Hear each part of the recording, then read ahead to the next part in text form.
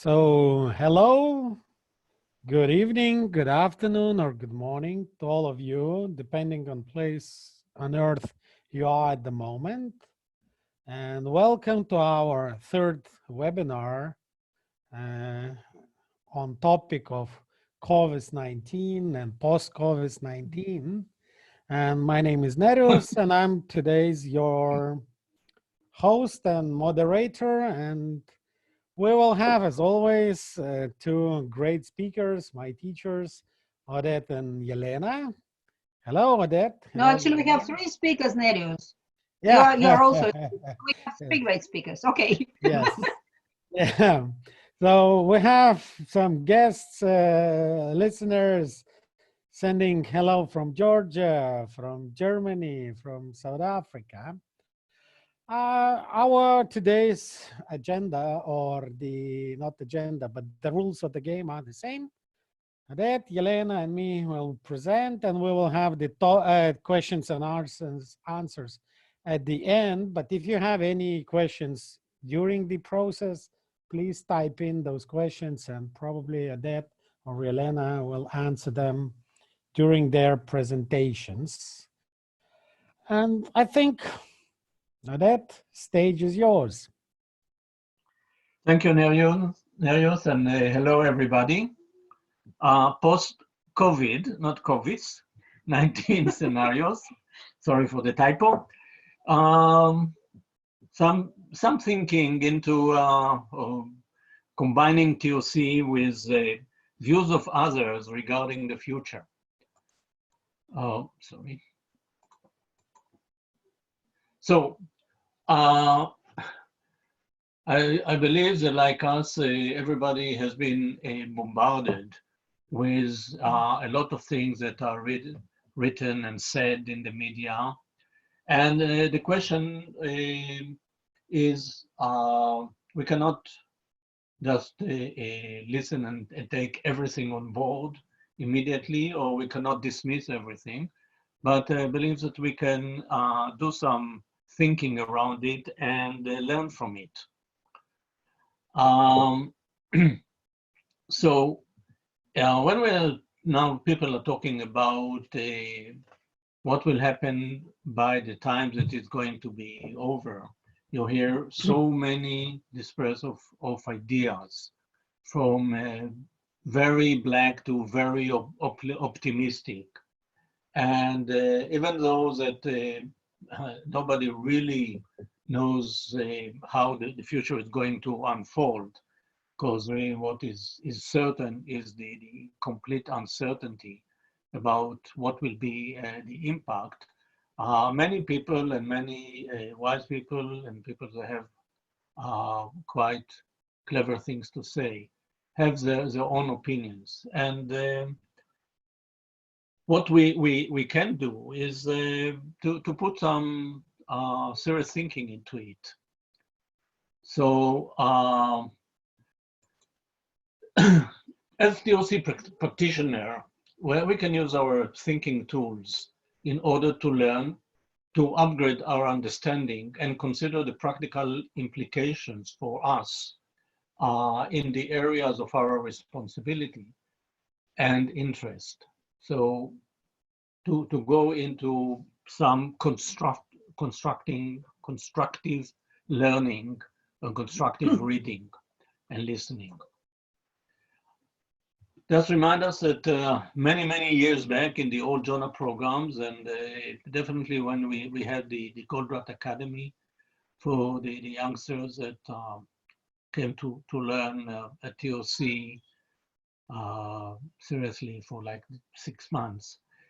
We used to take a piece of published material from books or from the newspaper and use the tools in order to work on them.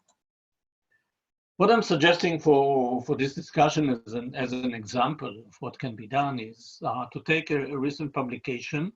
This was written by Alan Murray, the CEO of Fortune. He has a daily communication, CEO Daily, which is very interesting to look into the world of the chief executives.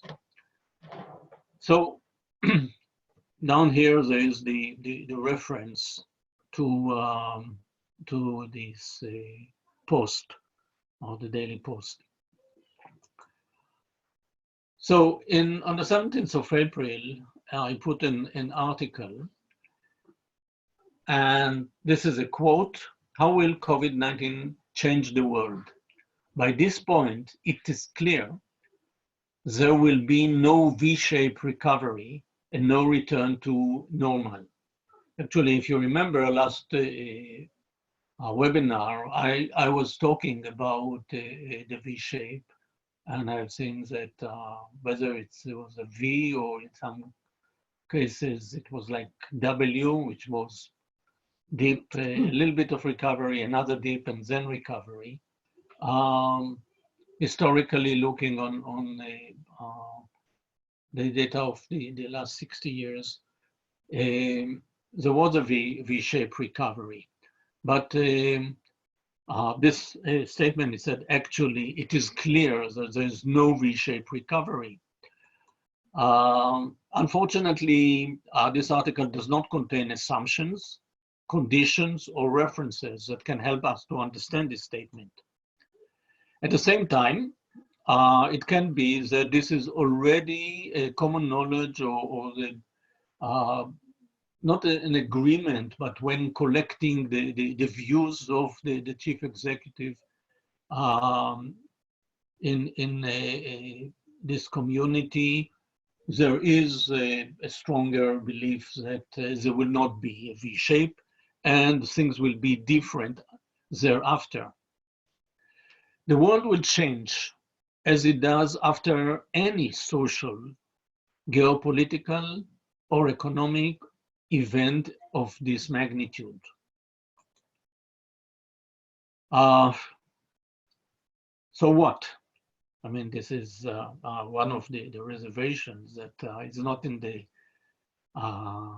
official CLRs, the categories of legitimate reservation, but sometimes you ask, oh, so what do I learn from that? The world has been going through changes pretty continuously. But again, if we want to learn, this statement may have its relevancy.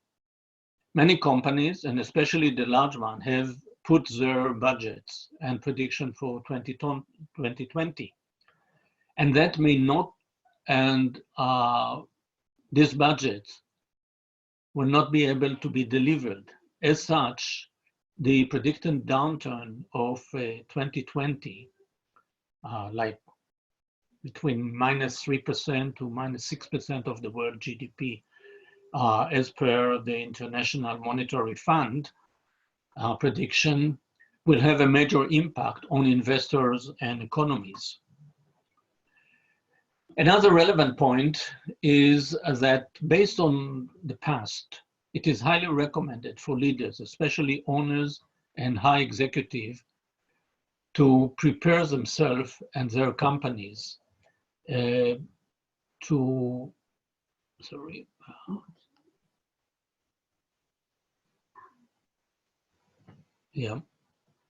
what will be there at the end? As the crisis will come to an end. We don't know precisely when, but it's going to happen. And so there is an interest to listen to what this article is suggesting. So let's continue reading. How will be the change? Definitely, this is a question that owners and executives may be very much concerned with. And Mary points toward an interesting work done by a group at Deloitte Consulting together with Salesforce. This group teamed up to map out 4 fascinating scenarios, which explore not just the economic effects, but also the social, political, environmental, and technological possibilities. The first is passing storm. The economy starts to rebound late 2020, continuing to recovering slowly until the 2nd of 2021, second half of 2021. Actually, if we're looking on this scenario is a V shape. The second is called the good company. The health and economic crisis are prolonged. That's part of the scenario. Governments struggle to deal with it, but companies step up, putting stakeholder capitalism into action. Stakeholder capitalism is a sort of some movement within a large corporation by which starting to move away from just the financial performance for the shareholders being number one, and incorporating one way or the other other stakeholders like the employees, like the society, like environment, and so on. Third scenario: sunrise in the east. China and other Asian countries manage the crisis more effectively than those of the West, and there will be like two different behaviors and two different situations where the East is in a fundamentally better situation versus the West. Again, it is based also on things that has happened or is happening, because when you compare the GDP situation and the growth in China versus the rest of the world, it has been substantially better and bigger for several years. The fourth element is the lone wolves. So the fourth scenario, lone wolves, rolling waves of disease continues. Countries focus on food and energy independence, and with all of the elements that is associated with that, closing borders, high customs, etc. Sorry. I don't know, I will use the advantage of being here and having sort of the mic immediately. If you just go back. In other words, scenario 4 says that globalization is over. Yeah. Okay. But just wanted to ask. Yes, that's basically his meaning is complete reversing to everyone to themselves. There's a reference to the study and the report of Deloitte and Salesforce. Here it is. Someone is interested. Very, very well written and well developed material. I'm not promoting I'm not promoting this approach. What I'm actually want to say is that there are quite a large number of good articles, good views, good publications that is worthwhile investing the time and analyze them and learn from them in a systematic way. So Deloitte offer in general, through this COVID articles and publications that they have, views on what leaders can do with regards to the current situation. They're talking about first step is the respond, horizon now, what to do, managing the continuity of the company, then moving to recover, midterm between 18 to 24 months, and then to learn and emerge stronger from the crisis, and thrive, longer term, 3 to 5 years, prepare for the next normal. This article is basically focused on the direction of the thrive. But I think that these scenarios can help companies with their thinking into the future, and can see also not only on the thrive, but definitely on the recover, because some of the indication of which one of these scenarios is going to happen may be already in existence in what we are seeing around us.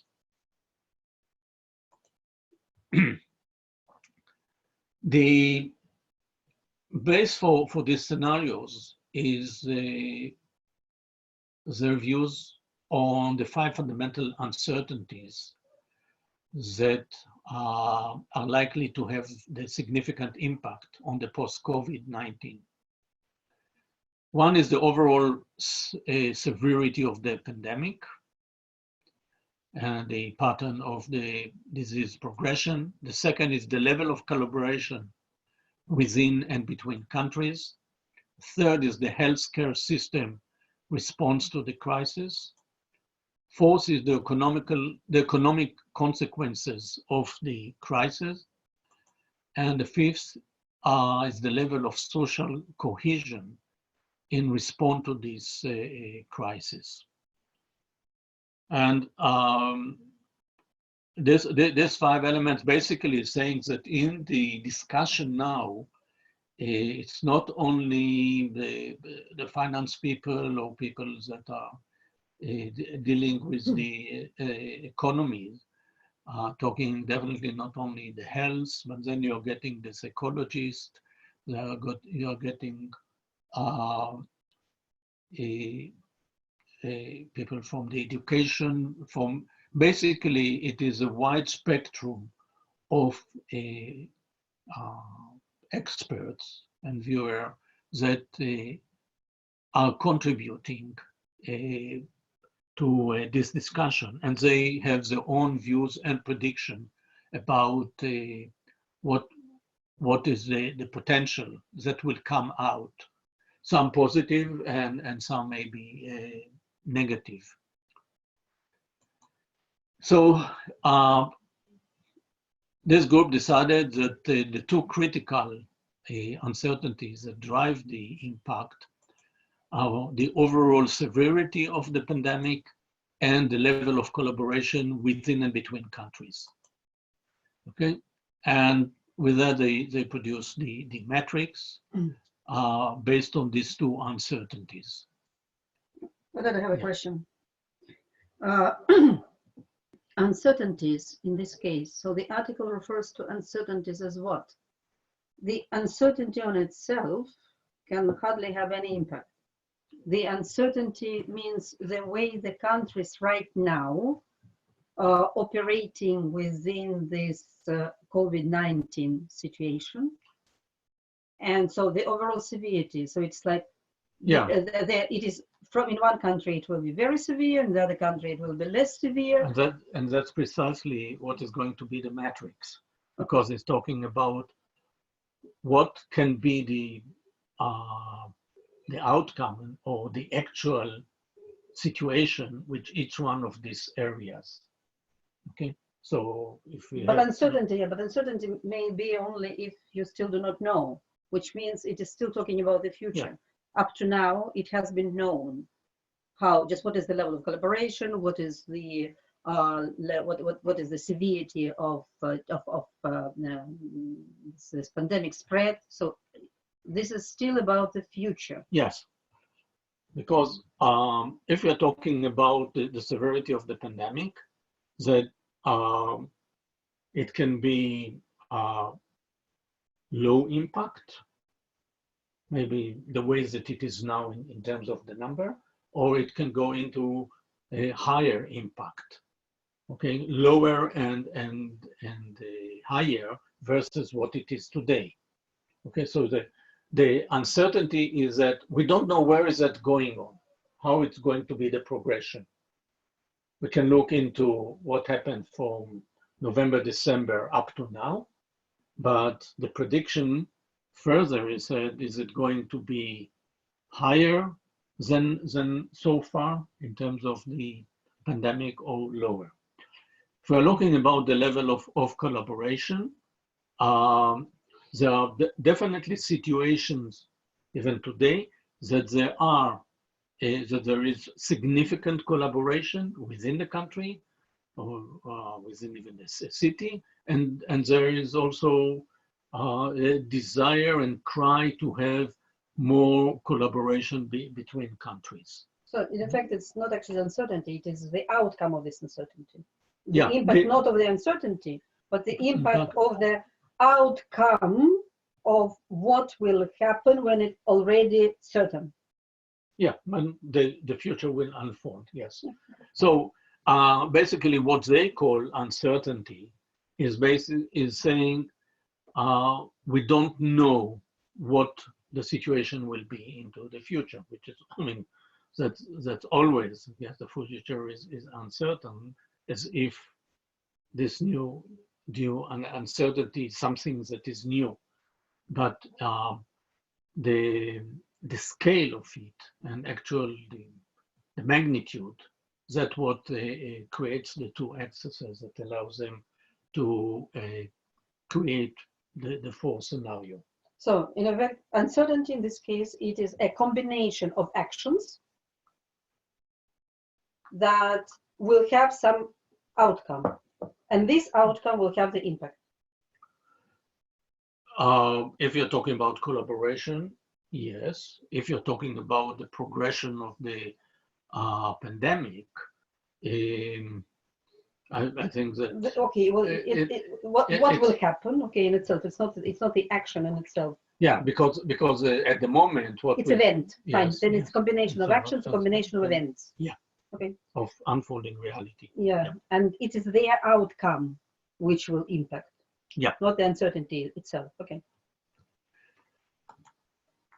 So these are the four scenarios, okay, and how they are positioned.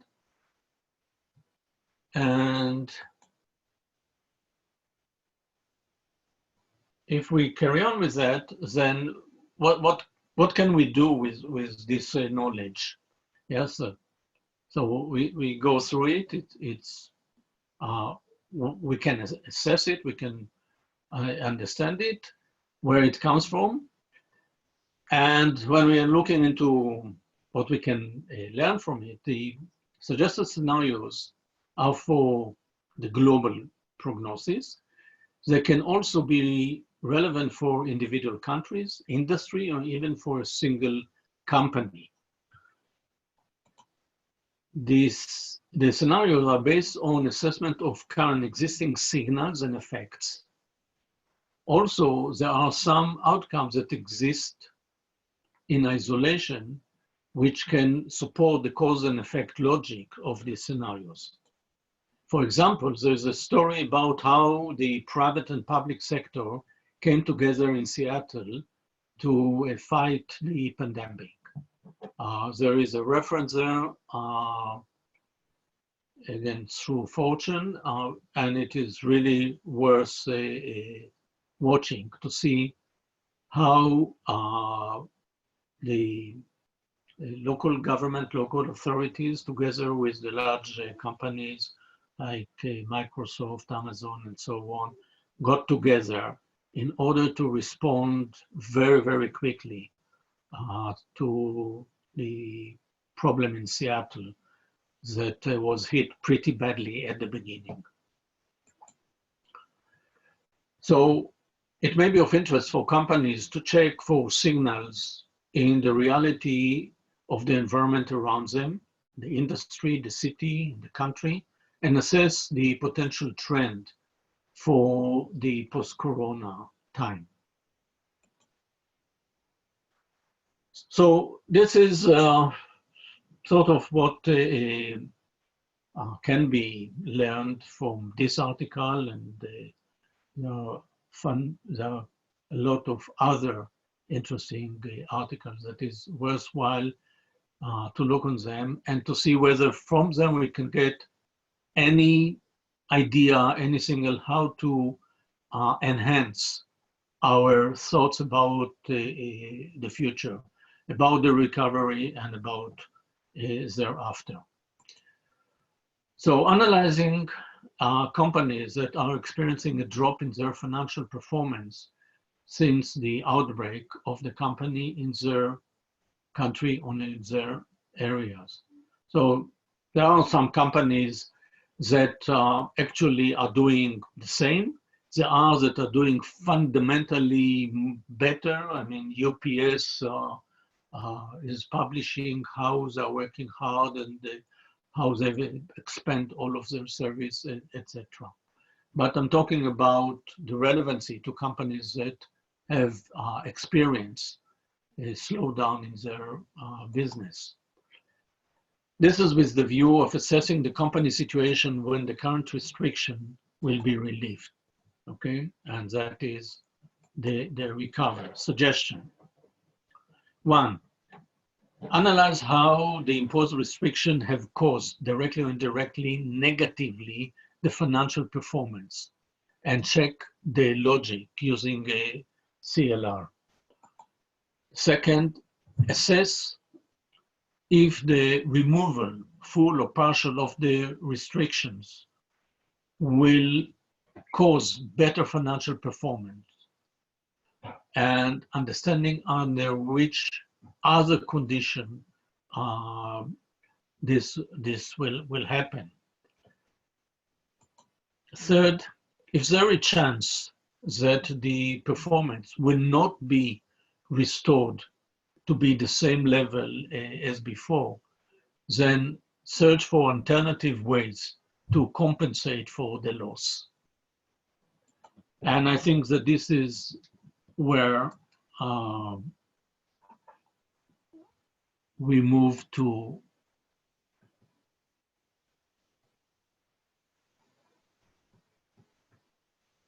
Yes.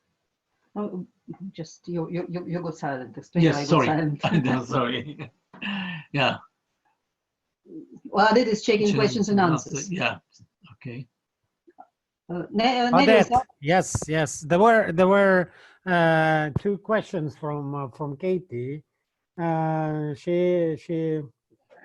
She's asking, and maybe it's more like proposal rather than question.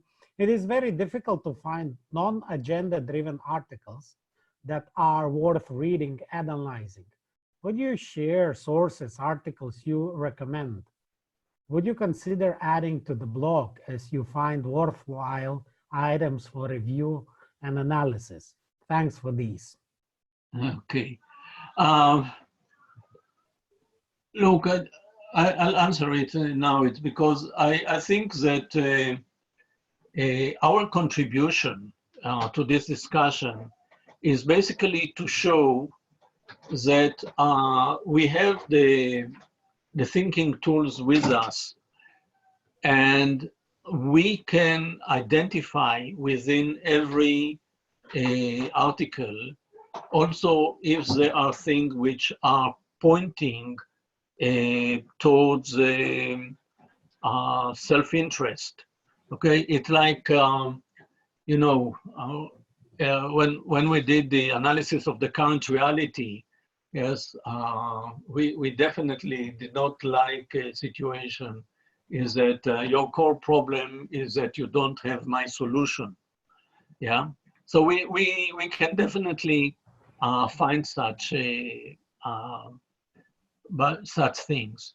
I don't want to recommend to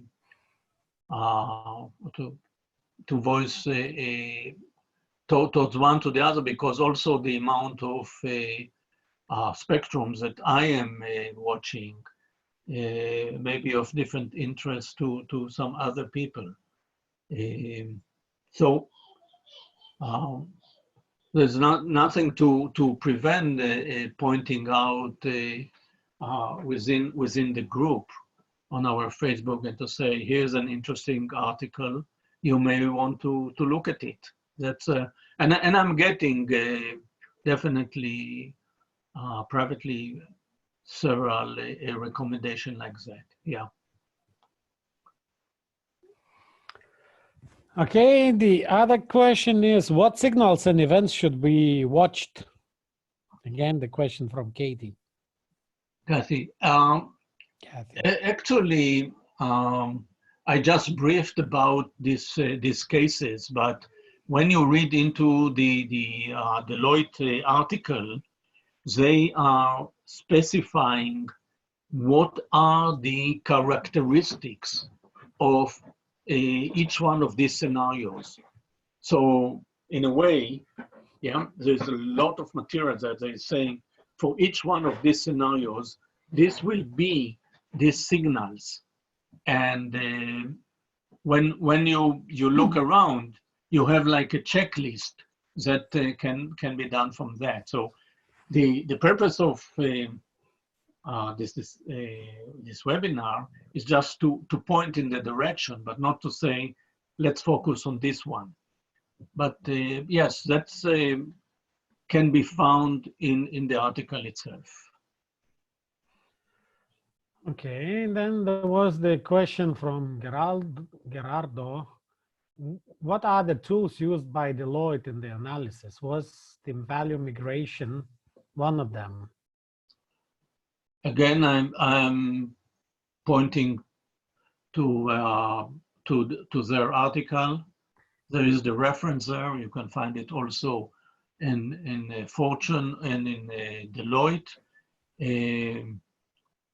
This was not a matter of my focus of concern. Yes, I don't think that they use DOC. That's maybe or not. Yes. Okay, so there was the question about can you elaborate in this question? But I think as this was not the subject of your presentation, so I think if somebody wants to check regarding the tools, you can find the more information in the article itself. Okay, I think that's it so far. And I think we will move to the Yelena, Yelena's presentation. Yes.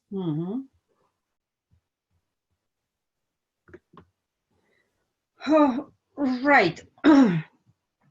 So just as you already have seen it twice, those webinars, just we have three experts who pick up an area that they have been thinking about, or that attracted their attention, or this may be sort of the answer to some questions that may have been asked privately or in discussions with others. So it is not that what I'm going to say is the continuation of what Oded was saying, or is along the same lines, and then what Nerijus just will be saying, it is also, it will not be also the continuation of what I'm saying. So just those webinars, this series is really presenting the areas of interest and areas of concern of the three of us that we want to share with you. So again, this is not the continuation of what Oded was saying.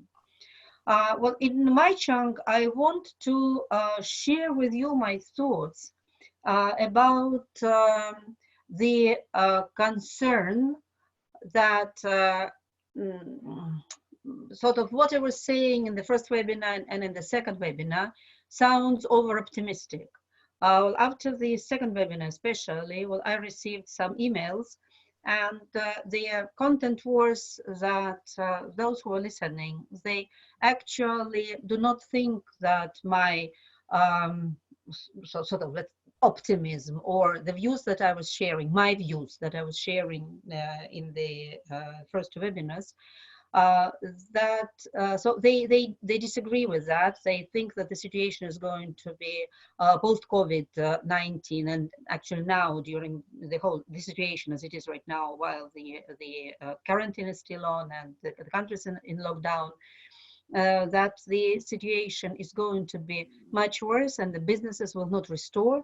And one of the arguments that people are saying, they say that, well, you see what is going to happen in supply chains are going to suffer horribly, because right now what is in supply chains is not being consumed properly. They were overstocked anyway.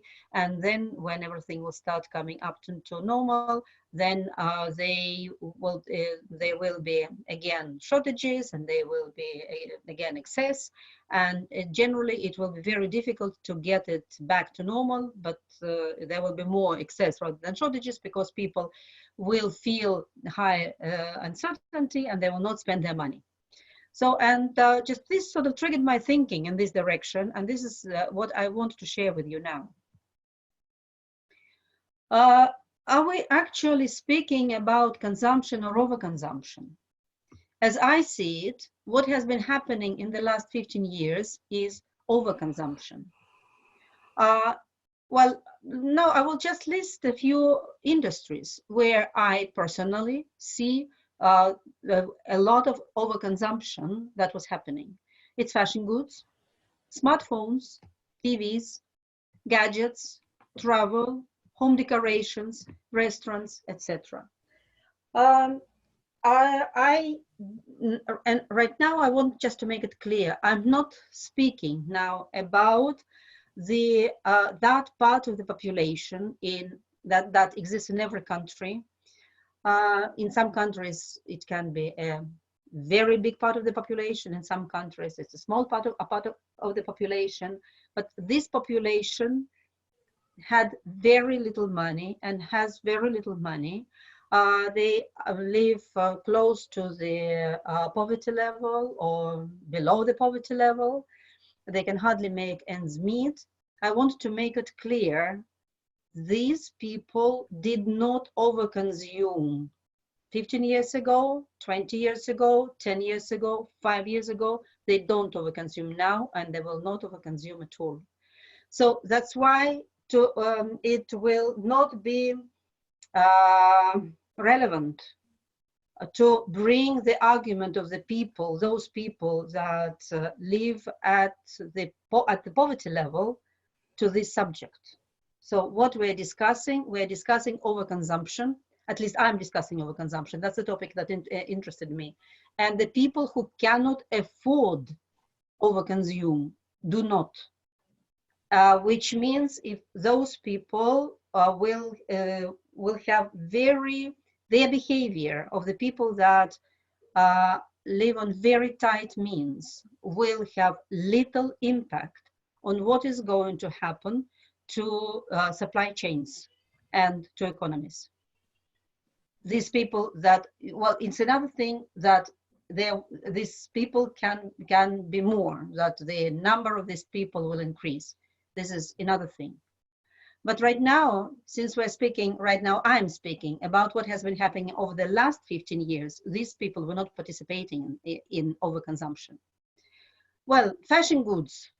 I do not know about you, but I certainly have in my wardrobe dresses or suits or blouses that I put on twice, maybe 5 times. And and certainly I have dresses that I do not wear every day, and suits that I do not wear every day. And so generally what I have in my wardrobe is a sign of overconsumption. I think nearly every woman may say that. Smartphones. I'm not really sure that people need to get a new model of a phone every 8 months or every 12 months or every 16 months because of 1 or 2 new features.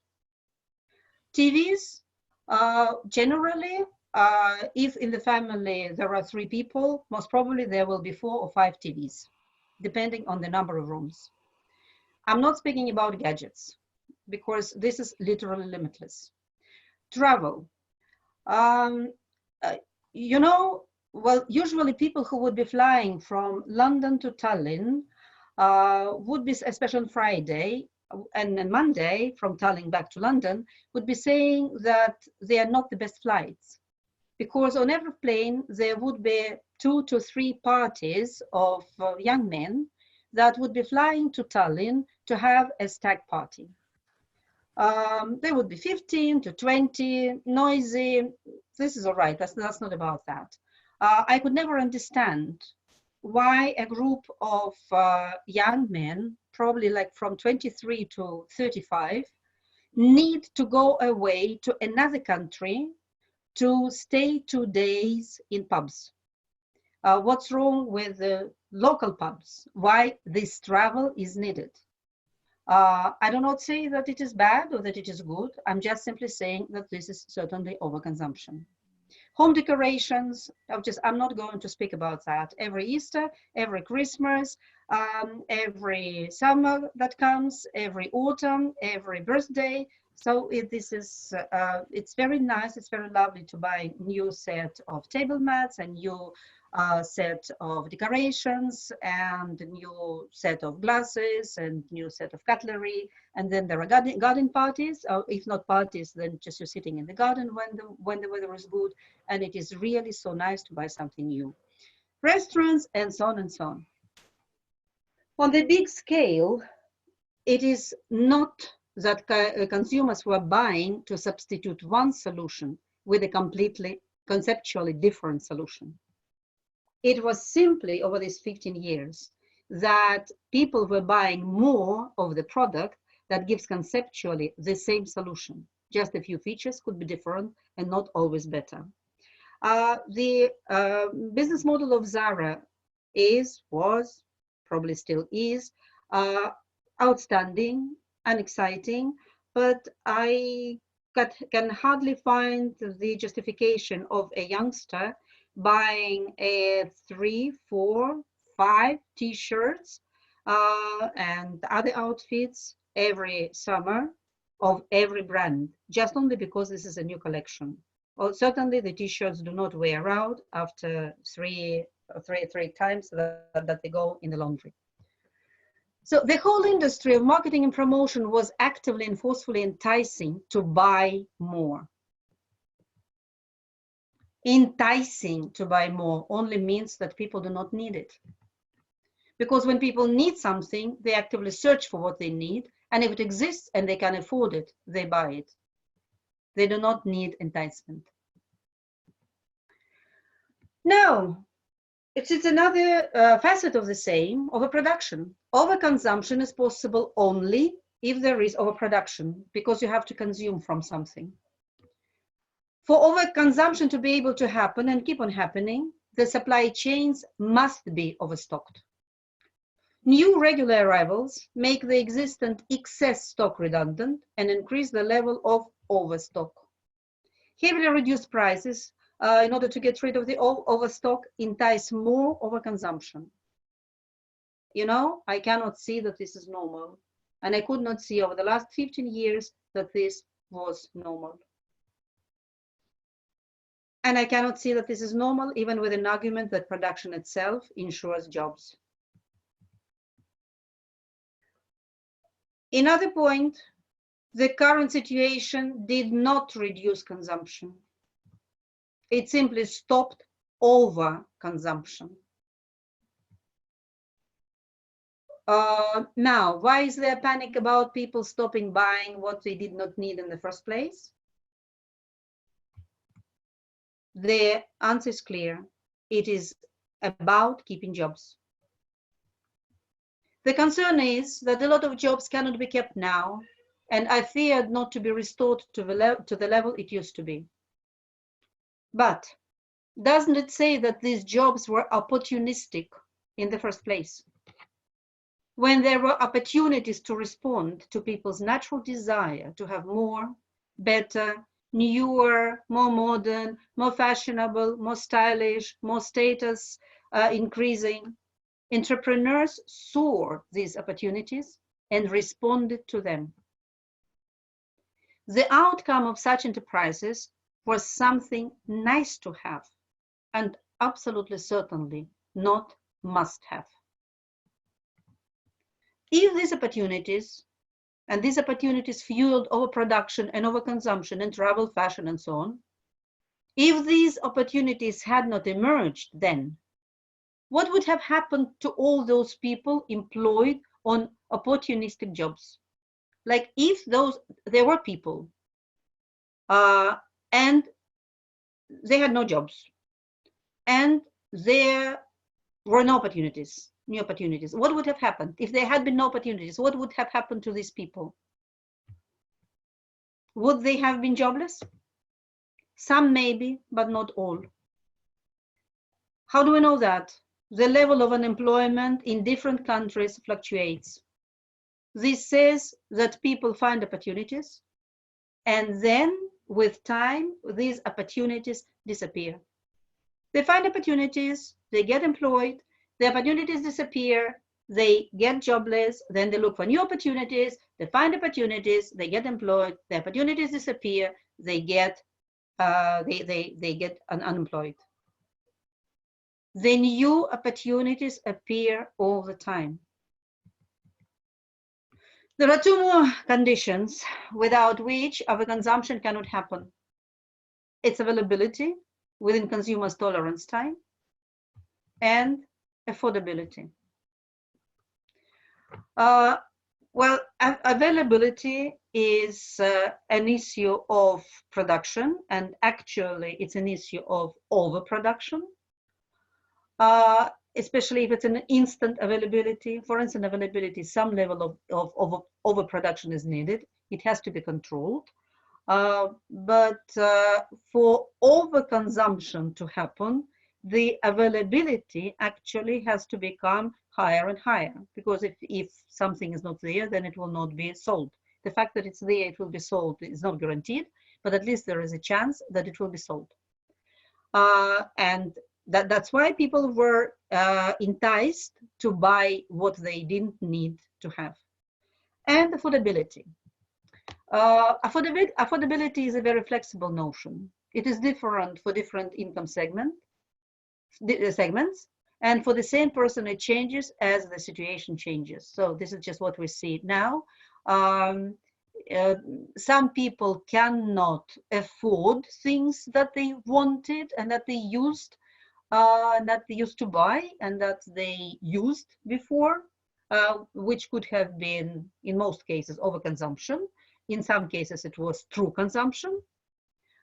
But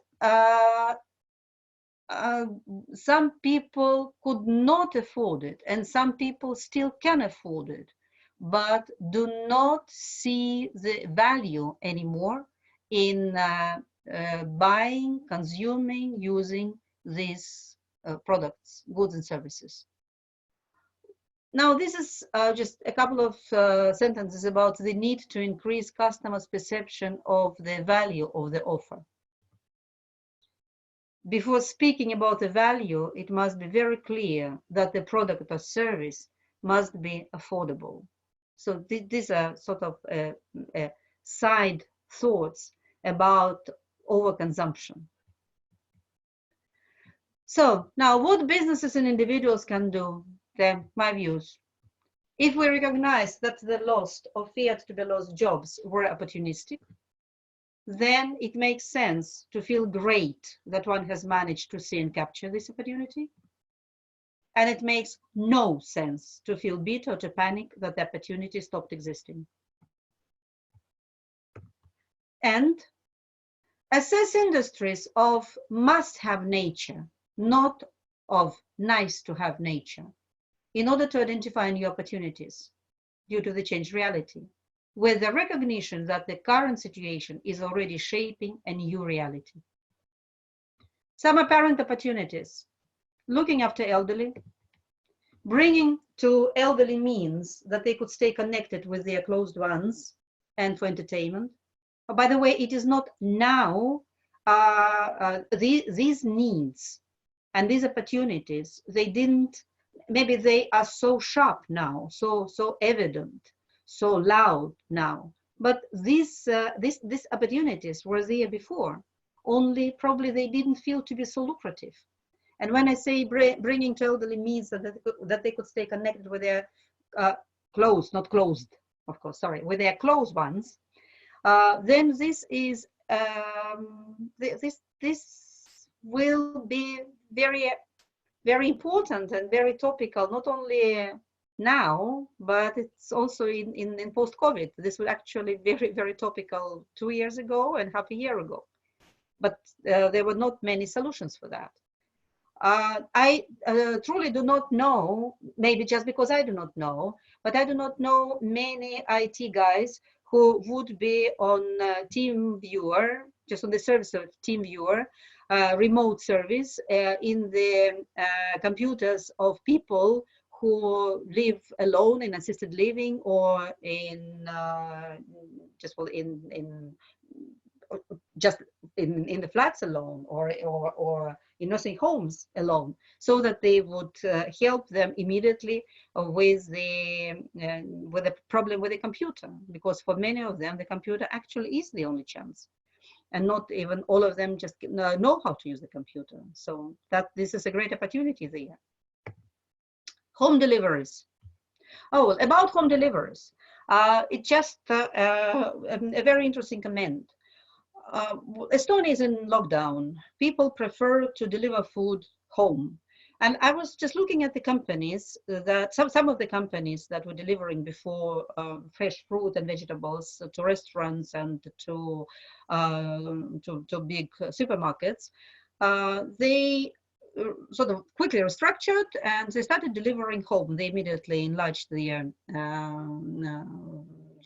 just SKUs, their portfolio.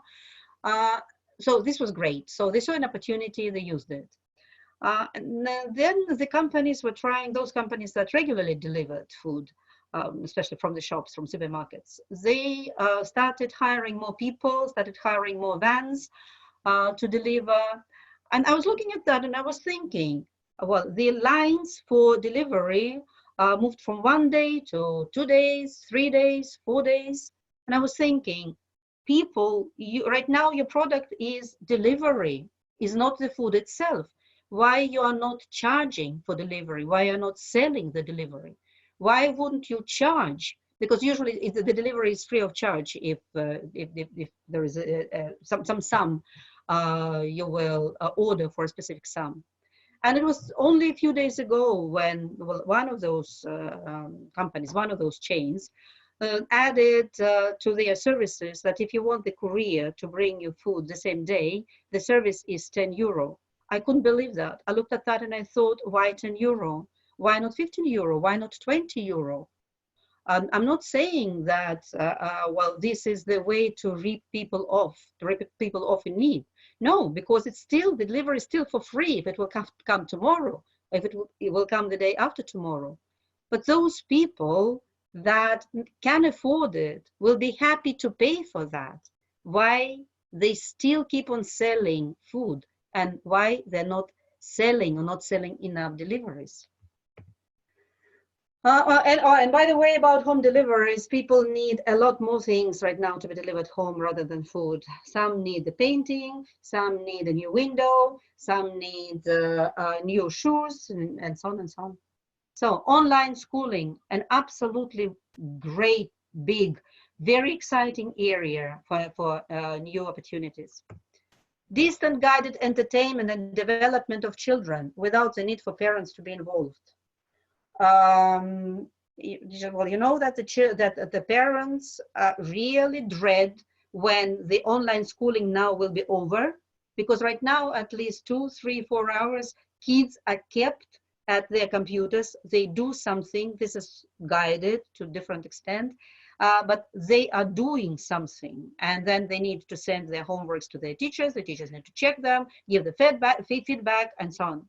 What is going to happen when the school will finish, and some countries say that they will send children earlier on summer vacations? What parents will be doing with their children for like 12 hours, 14 hours? The children are not asleep. How they will be entertaining them? Online wellness, beauty services, and so on. The best to start with, well, to ask yourself a question: what service or product you personally felt you badly want now, but it is not available?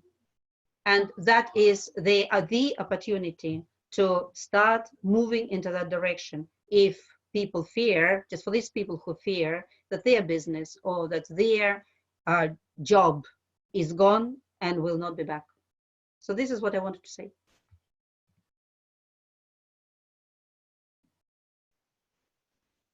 Nerijus? We have only one comment from Kathy. She says, I spend a lot of time on TeamViewer with my 90-year-old mother to help her with her computer, especially email. Great insight. Suggestions, Yelena. Wait a second. What do you mean suggestions? Sorry, I'm not with you. It was a great insight or Okay. suggestion for the service. Okay, thank you. Okay, so probably now I will Mhm. start sharing my screen. Yes. Okay. Okay, let's talk a little bit about innovation experimentation, because now we are moving from survival mode to, okay, recover, rebuild. But before that, you know, during the last webinar, there was the question, and I have I hear that question quite often about the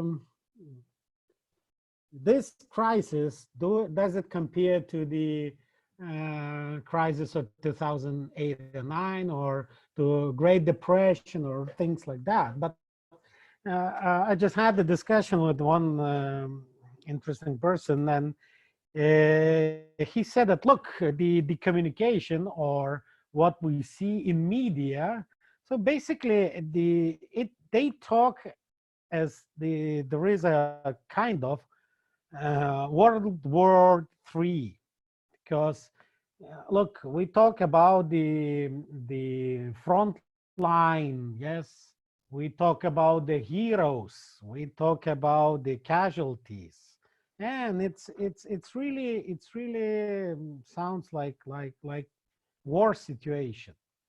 And some daily routines, like very simple common daily routines, were absolutely disrupted or stopped, like you know, freedom of movement.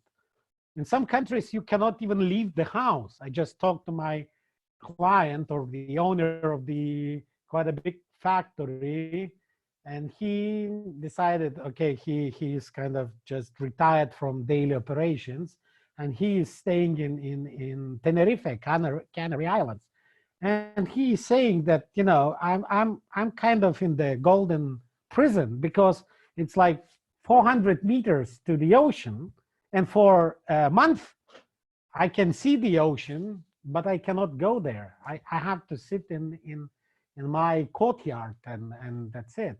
And all the you know, schooling and things like that are disrupted, and we experience some deficit of the really basic necessities. I'm not talking that the toilet paper disappeared. I'm talking about the, you know, personal protection equipment like masks, or sanitizing liquids, and suddenly we have the black market.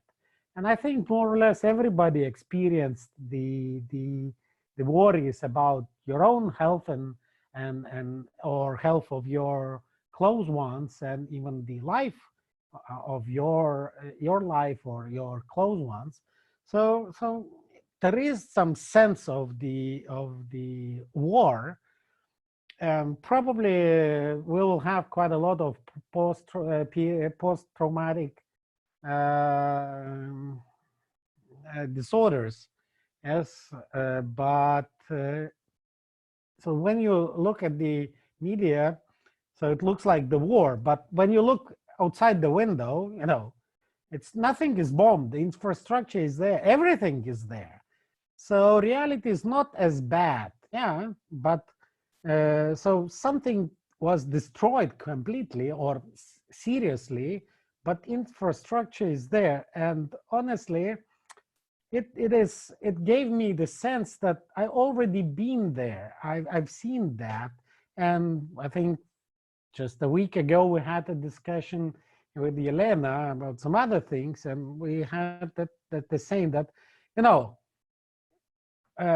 we've been there. Probably some Western world, I don't remember that, because there was not such, the Western world didn't went through that significant change. But for us from Eastern Europe, for post-Soviet bloc, yeah, we went through that when all the common norms, or most of the common norms on and social environment really collapsed. It's when the Berlin Wall went down and Iron Curtain disappeared, and we had to start learning basically from zero how to live a new life. Yes, so and infrastructure was there. Yeah, so we really need to understand that it's, yeah, as Odette said, the life and environment is constantly changing, and you know, I think we will survive that.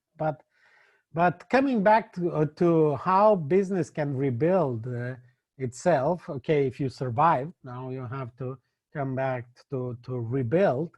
So first of all, let's check, are you really exploiting what you have? Yes. First of all, if we talk about the sales, we talked about that during the regular times, but now it's really important. Are you sure you are not wasting incoming client requests? Are you really taking all and processing all the orders you receive? As well, if you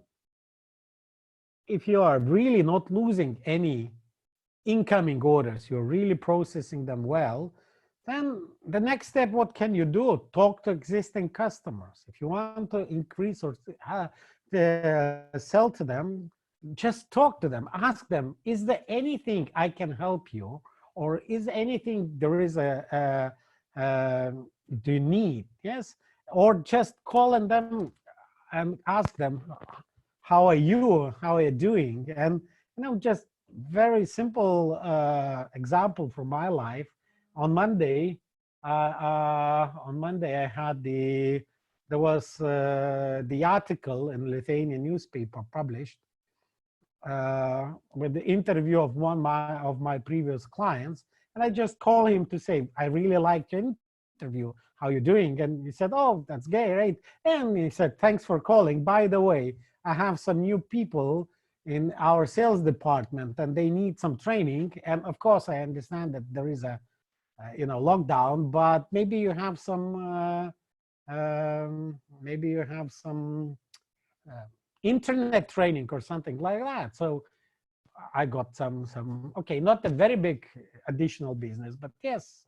Then you can talk to your ex-customers or talk to their non-customers. So some clients or potential clients you tried to sell, but they at that time they said, no, I have my current supplier or things like that.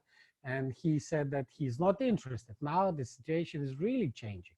Maybe his supplier is already out of business, or maybe you can offer something new. So now the situation is that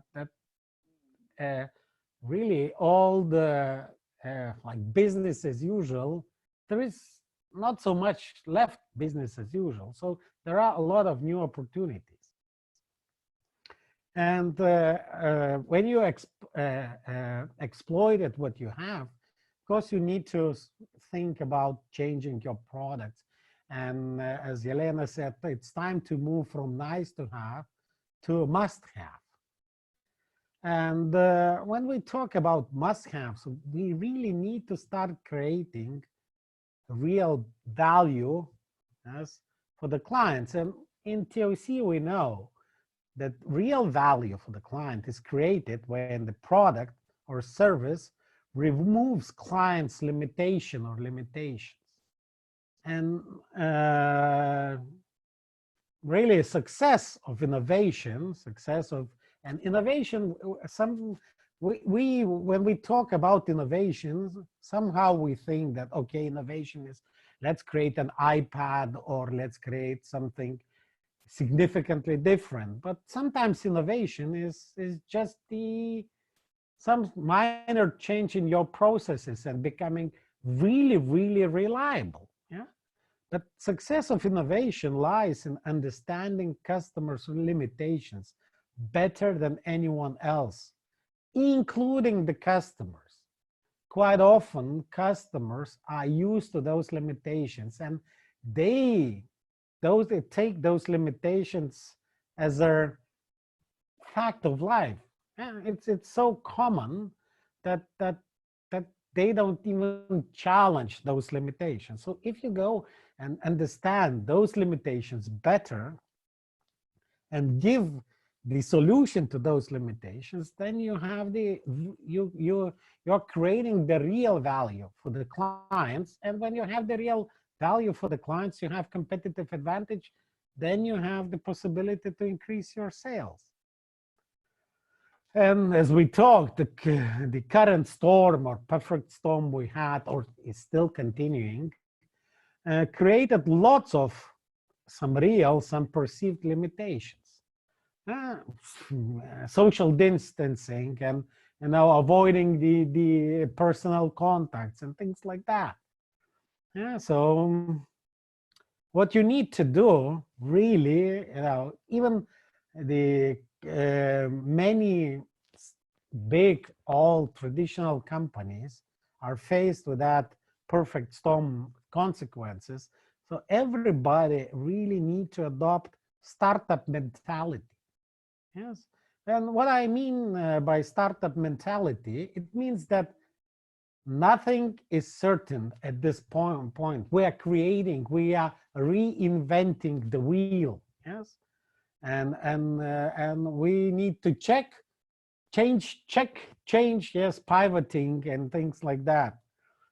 And that's where thinking process tools become really handy, because when you're doing the experiments and when you do innovations, you need to check, is it really creating a value for the clients? You make some assumptions, and POC gives a very good tools to document the assumptions. And when you do the experiment and it doesn't work, so you have the really nice way to check which assumptions are not right, which assumptions should be changed. Yes. So, and it's very important to have this, again, from startup mentality. You check and change really quickly. And as well, what you need to do, really have this learning from the mistakes system. Yes, the process. And mistakes is very important. And you will be making a lot of mistakes or experiments. And you don't need, you need to stop treating the unsuccessful experiment as a mistake. Yeah, it's a learning opportunity. It's a learning curve. So it is really important not to, if something doesn't work, not to look for whom to blame, not to try to find the guilty one, but check the process, check the assumptions, change something, and do the experiment again. And I just have two short stories to share how the companies adapted.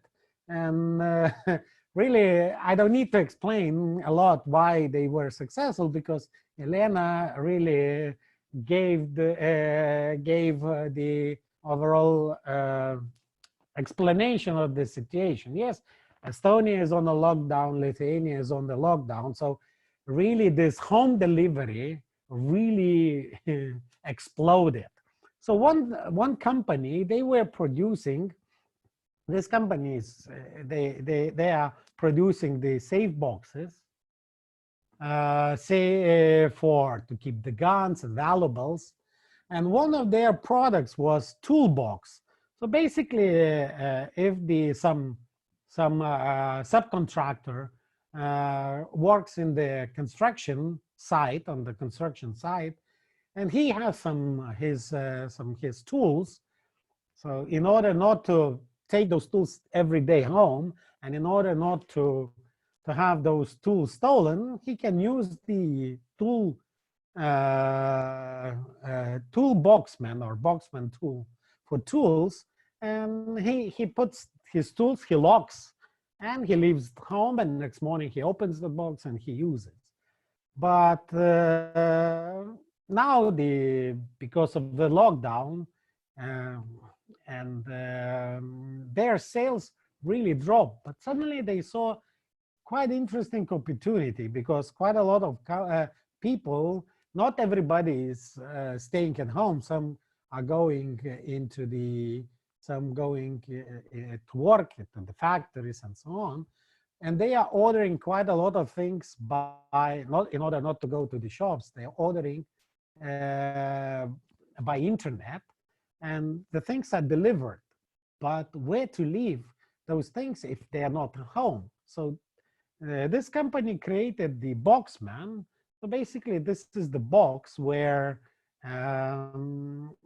they leave it unlocked, and you have it by your house, and it's kind of the very big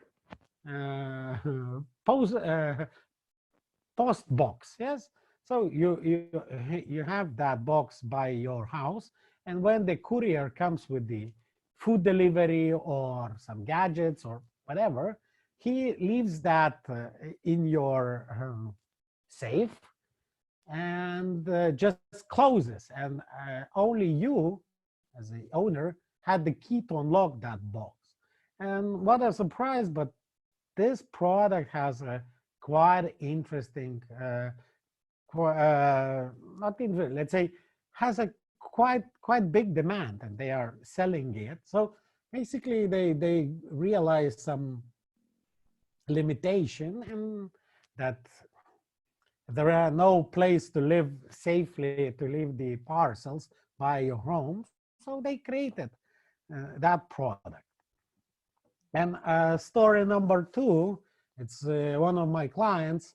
They one of their businesses, they had a very interesting business line. They had quite a lot of vending machines in schools and universities.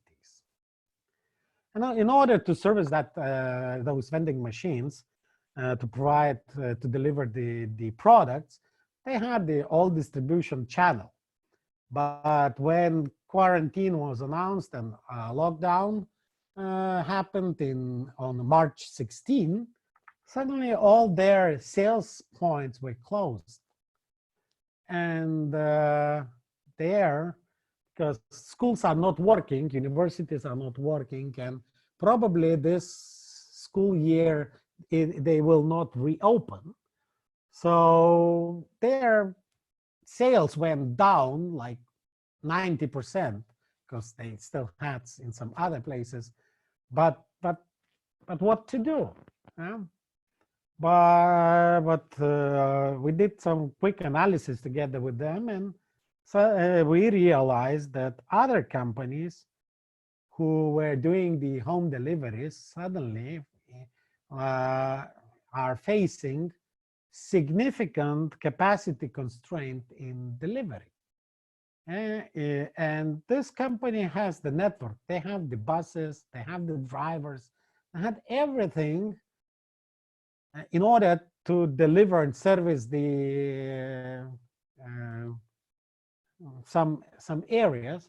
So they just called some these companies who are doing home delivery, and now they are facing with a huge delivery constraint capacity, just delivering. And suddenly they sold their capacity, okay, at the cost. Let's say they're not making some profits, but they're covering their daily operations, operation expenses, including the amortization and depreciation of the equipment and so on. So they will survive for another half a year when their main business will reopen. So it's really, you need just to think a little bit. You need to talk to your clients and see where the limitations are, and you will be able to regain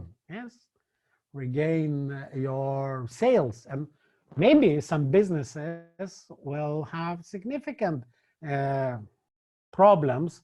For example, I'm on the board of the very big group of companies, and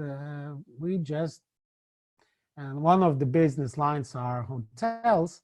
So for example, we decided to close some hotels for this year. We will not reopen the hotels this year. And okay, this is the hit.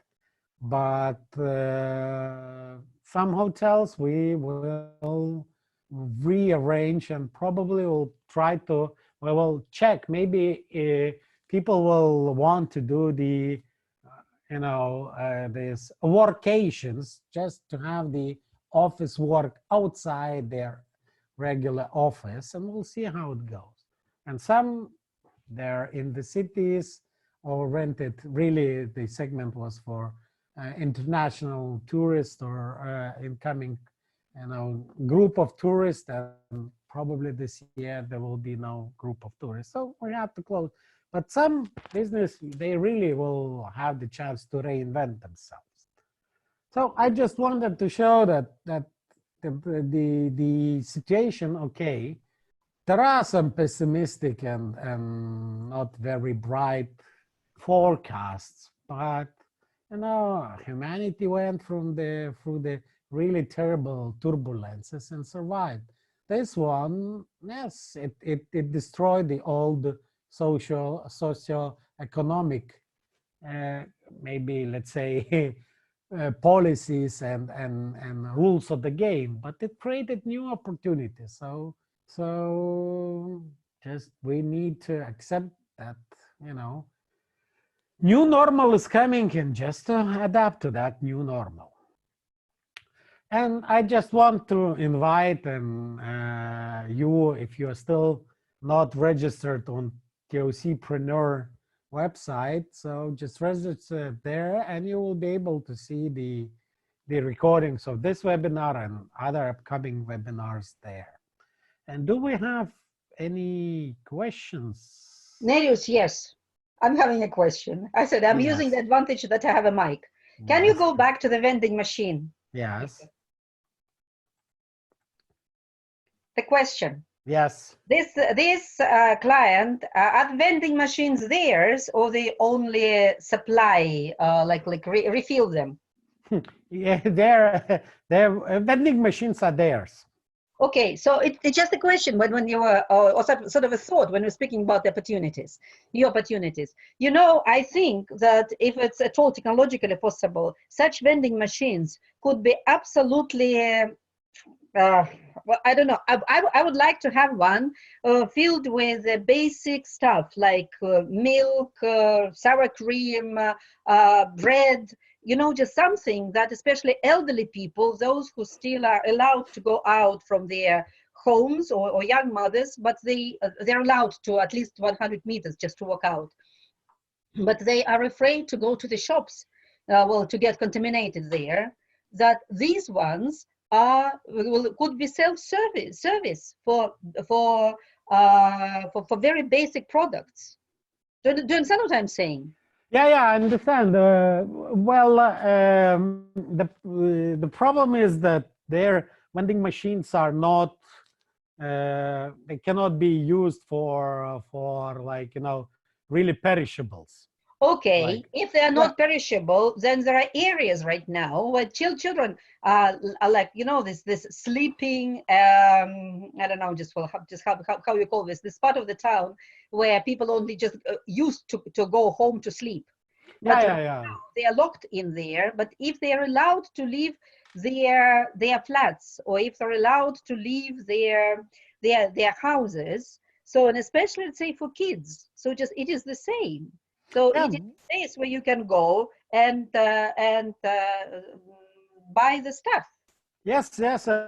We are now, for example, we are discussing and thinking about placing those some vending machines, because when the lockdown was announced, so it was like almost for 1 month even impossible to get those machines back, because the school was physically closed and nobody was there, or nobody was allowed. So that was the challenge. But now, for example, we're thinking, for example, some vending machines to place in some like near offices or Yes. in some busy places, and place there, for example, even this personal protection equipment like masks and products like that, you know, you Yes, can absolutely. buy. And yeah, so now we are trying to see what are the different other areas where those vending machines can be Yes. placed and things like that. But that's Something only that the people second need. step. Something Yeah. that people need on daily basis, but would want to avoid going to the shop. Yes. Even even there was the discussion, for example, to place somewhere, you know, shampoos and Hygiene products, yes. yes, yeah. So yeah, but that's already the second step. But at the beginning was like, okay, we are locked of our business. We cannot even access those vending machines. And what can we do? And suddenly, yes, look, Absolutely, but this is what I'm saying, that we opportunities are have the everywhere. network and we have the capacity. We have the capacity, and we can at least rent that capacity to those who are really needing that, because you know people are still consuming, and they, if you are not going to the shop, so maybe we can be the helping those to, to destroy to diminish that limitation. So we'll be helping others to bring their stuffs. Okay, so is there more questions? I don't see any questions so far. Okay, so probably that's it from me, and that's it for today. So, okay, so thank you to the speakers. Thank you to all participants for the questions, for participation. And see you. Probably Next in time. 2 weeks' time. Yes, next time. Yes, in 2 weeks' time. And let's continue and just keep in touch. Stay safe. Stay healthy. Yeah, stay safe. Okay, guys. Bye. Bye bye. Take care.